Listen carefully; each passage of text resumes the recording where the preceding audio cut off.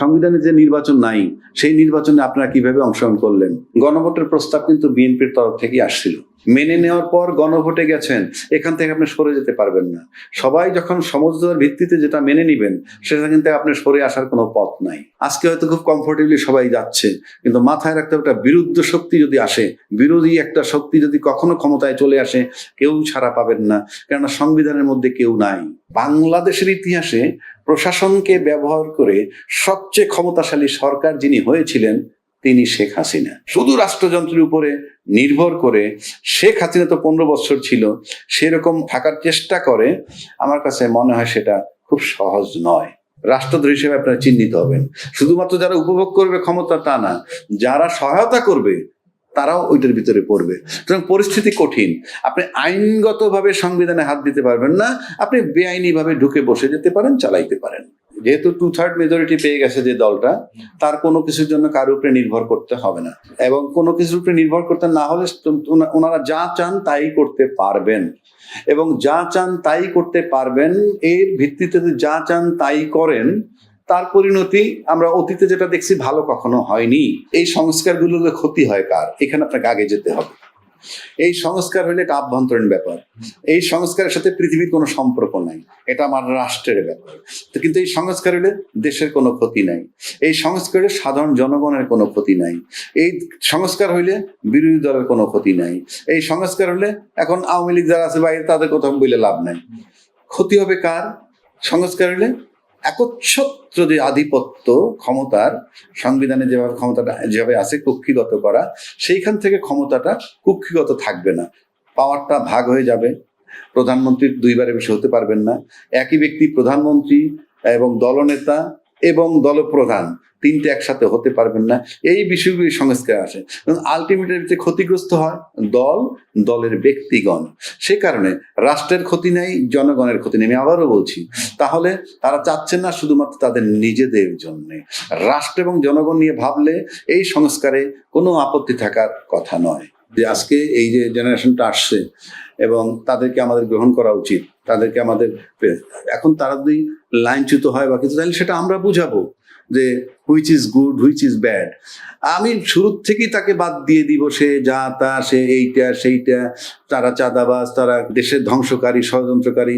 আজকে তাদেরকে আমরা বলতেছি যে তোমরা আন্দোলন করে নাই, তারা বেআইনি কর্মকাণ্ড করছে, মব করছে, মব করে সরকারে তারাইছে, ভালো কথা, সরকারকে তারাইছে, মব করে করায় থাকে, তাহলে তো তারপরে যে সরকারটা আসলো সেটাও সেটার ফসল, এবং তার অধীনে যেটা নির্বাচন করে যেটা আসলো সেগুলো তো সবই ওই মবের পরে, যখন ছাত্রদের বেআইনি কর্মকাণ্ড করার পর যখন শেখ হাসিনা চলে গেল, তারপর যারা আছে তাহলে কি সবই তো বেআইনি। তো আজকে যদি নির্বাচন করে যারা ক্ষমতা আসছে তারাও তো বেআইনি হয়ে যাবে ওই হিসাব করে। তো আপনি আজকে যেভাবে দেশটা চলতেছে, একটা সময় যদি আসে, অ্যাডভার্স কোন সরকার যদি আসে, অ্যাডভার্স মানে এই প্রতিকূল একটা সরকার যদি আইসে পড়ে কখনো, আপনি লক্ষ্য করে দেখবেন বঙ্গবন্ধু হত্যার 21 বছর পর শেখ হাসিনা দেশে এসে সরকার গঠন করলো, করার পর কিন্তু সেই বঙ্গবন্ধু হত্যার বিচার বলেন, তারপরে সেই রাজাকারদের বিচার বলেন, যুদ্ধ অপরাধী, সেগুলো কিন্তু সে করেছে। তো আবার আজকে হয়তো খুব কমফোর্টেবলি সবাই যাচ্ছে, কিন্তু মাথায় রাখতে হবে একটা বিরুদ্ধ শক্তি যদি আসে, বিরোধী একটা শক্তি যদি কখনো ক্ষমতায় চলে আসে, কেউ ছাড়া পাবেন না, কেননা সংবিধানের মধ্যে কেউ নাই। সবাই সংবিধানের দোহাই দিয়ে চলতেছেন, সংবিধানের মধ্যে কেউ নাই। এই সংবিধানের ভিতরে অন্তর্বর্তীকালীন সরকারের কথা নাই, এই সংবিধানের ভিতরে তত্ত্বাবধায়ক সরকারের কথা নাই, এই সংবিধানের ভিতরে 2026 ফেব্রুয়ারিতে নির্বাচন হবে সেই কথা বলা নাই। এই সংবিধানের ভিতরে বলা আছে কি, সংসদ ভেঙে গেলে পরবর্তী 90 দিনের মধ্যে নির্বাচন করবেন, কোনো কারণে না হলে আরো 90 দিনের মধ্যে।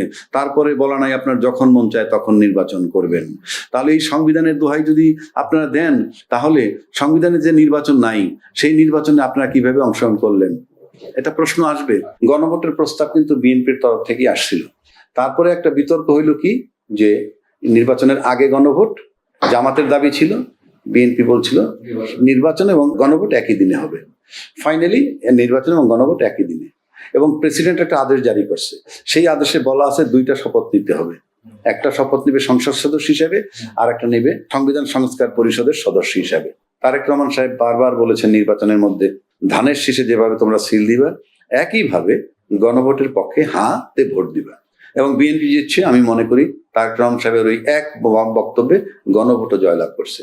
যেই গণভোট আপনি মেনে নিয়েছেন, সবাই আইনের কথা বলেন, কিন্তু আপনি যেটা দলমত নির্বিশেষে টোটাল বাংলাদেশ সবাই মেনে নিলেন, সব দল মেনে নেওয়ার পর গণভোটে গেছেন, এখান থেকে আপনি সরে যেতে পারবেন না। সবাই যখন সমঝোতার ভিত্তিতে যেটা মেনে নিবেন, সেটা কিন্তু আপনি সরে আসার কোনো পথ নাই। আর যদি বলেন যে দুইবার, এখন একটা কথা আসছে দুইবার শপথ তো রাষ্ট্রপতি যে ডাইরেকশনটা দিচ্ছে তার ভিতরে আছে। কেউ কেউ বলেন সংবিধানে দুইটা শপথ নাই, ওই সংবিধানের তো গণভোট আসে নাই, এটা তো জনগণের ডিজায়ার, সবার সম্মিলিত প্রয়াস, সবাই চাইছেন। রাজনৈতিক দলগুলো 8 মাস স্ট্রাগল কইরাও যখন সমাধানে আসতে পারেন নাই, তখন এটা গণভোটে গেছে, এবং গণভোটে যাওয়ার পর এখানে আসে। এখান থেকে আপনি সরে যাবার পথ নাই। এখন যদি আপনি সরে যান, আপনি 2/3 মেজরিটি নিয়ে যারা ক্ষমতায় আসছেন তারা যদি ভাবেন আমি মানলাম না, মানলেন না, নো ম্যাটার। বাংলাদেশে তো নতুন কিছু না, বাংলাদেশে এরকম এমন হইতে যে নতুন না, এটা পুরনো, এরকম অতীতে হয়েছে। আপনি মানবেন না, মানবেন না। আপনি জনগণের প্রতিশ্রুতি দিচ্ছেন যে এটা গণভোটে যাবে, হা জয়যুগ তুলে মেনে নিবেন। প্রতিশ্রুতি যদি না মানেন, না মানবেন। কিন্তু প্রশ্ন হচ্ছে, যদি এই প্রতিশ্রুতি আপনি না মানেন, তার যে কনসিকুয়েন্স কি হবে সেটা সময় বলবে। যেহেতু 2/3 মেজরিটি পেয়ে গেছে যে দলটা, তার কোনো কিছুর জন্য কারোর উপরে নির্ভর করতে হবে না, এবং কোনো কিছুর উপরে নির্ভর করতে না হলে ওনারা যা চান তাই করতে পারবেন, এবং যা চান তাই করতে পারবেন। এর ভিত্তিতে যা চান তাই করেন, তার পরিণতি আমরা অতীতে যেটা দেখছি ভালো কখনো হয়নি।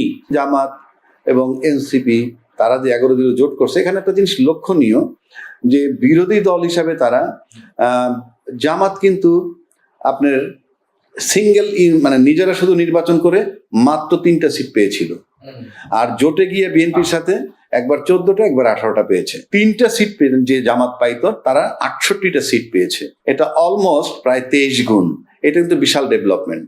আর যে রেকর্ড আছে তাদের প্রায় 52-53টা সিটে 70 ভোট থেকে 5000 ভোট এই ব্যবধানে হারছে, এবং তাদের মোট ভোট কাস্টিং এর ভোট পেয়েছে 31%।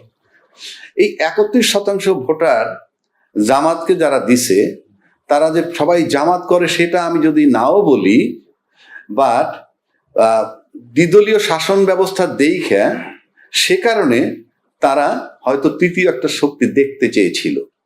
ক্ষমতায় আসতে পারেনি সেটা ভিন্ন কথা, তা নাহলে এত ভোট তাদের পাওয়ার কথা নয়। এখন যারা ভোট দিছে আশাবাদী হয়ে, সেই ভোটারগুলো কিন্তু মানসিকভাবে তাদের সাপোর্ট দিবে।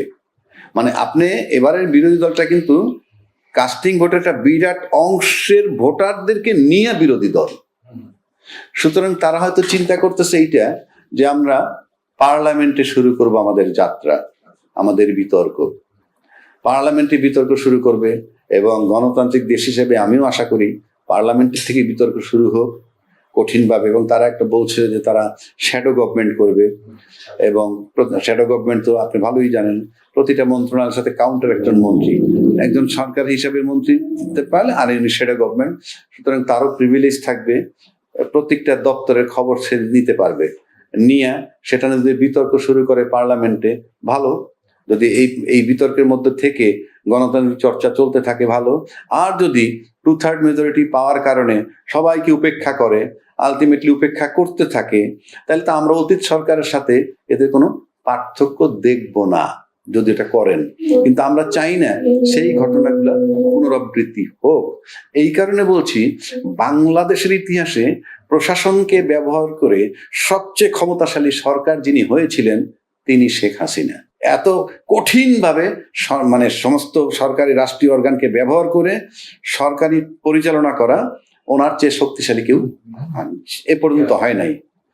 2 নম্বর, তখন প্রশাসনকে সে এনশিওর করছে এইরকম যে আমি তোমাদের টপে আছি, আমি তোমাদের আশ্বস্ত করছি। এইভাবে পুলিশকে ব্যবহার করতে পারতেছে, পুলিশ ডাইরেক্ট তার সাথে যোগাযোগ ছিল। কিন্তু আমার কাছে অন্য কোনো সরকার প্রশাসনকে শেখ হাসিনার মতো ব্যবহার করতে পারবে বলে আমার কাছে মনে হয় না। সেদিকটা বিবেচনায় করতে গেলে রাষ্ট্রযন্ত্রের উপরে, শুধু রাষ্ট্রযন্ত্রের উপরে নির্ভর করে, শেখ হাসিনা তো 15 বছর ছিল, সেরকম আরো কেউ যদি থাকার চেষ্টা করে, আমার কাছে মনে হয় সেটা খুব সহজ নয়।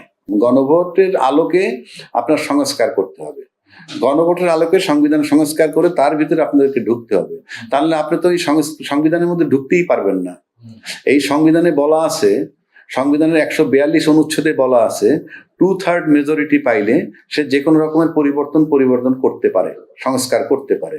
কিন্তু সংবিধানের আবার সাতের খতে বলা আছে 142-এ যা কিছু থাকুক না কেন, 142 অনুচ্ছেদে যা কিছু থাকুক না কেন, প্রথম ভাগের, দ্বিতীয় ভাগের কতগুলো জিনিস আছে, কোনো পরিবর্তন করতে পারবেন না। সেই প্রথম ভাগের ভিতরে যেমন আছে 4 ক, সেখানে কি যে বঙ্গবন্ধুর প্রতিকৃতি, বঙ্গবন্ধুর ছবি সমস্ত অফিস, আদালত, স্বায়ত্তশাসিত প্রতিষ্ঠান সর্বত্র এটা থাকতে হবে, আপনি পরিবর্তন করতে পারবেন না। যদি করেন তাহলে 7-এর 1 আর 2-এ বলা হয়েছে তাহলে রাষ্ট্রদ্রোহিতার শামিল হবে, রাষ্ট্রদ্রোহী হিসেবে আপনারা চিহ্নিত হবেন। শুধুমাত্র যারা উপভোগ করবে ক্ষমতা তা না, যারা সহায়তা করবে তারাও ওইটার ভিতরে পড়বে। সুতরাং পরিস্থিতি কঠিন। আপনি আইনগতভাবে সংবিধানে হাত দিতে পারবেন না, আপনি বেআইনি ভাবে ঢুকে বসে যেতে পারেন, চালাইতে পারেন।